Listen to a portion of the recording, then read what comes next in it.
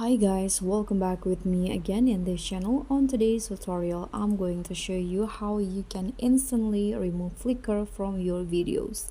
So if you want to enhance the video quality by removing flicker on your video, you can use this Wing app. And here there's this tool called flicker. If you scroll down on the Wing homepage, you'll see a flicker, this one.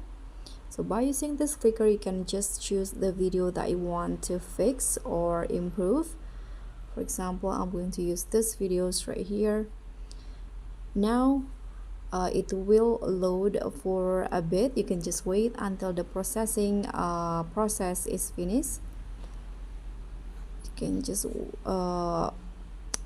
click on view later if you don't want to wait, and you can just leave it until it finishes. But here, let's just wait. Okay, so now it's done. You can just play your video to preview the result. Here you can compare the before and after result,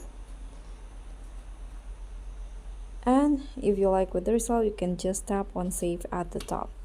So that's all for me. Thank you so much for watching. Don't forget to like, comment, and subscribe. Also click on the thanks. Bye.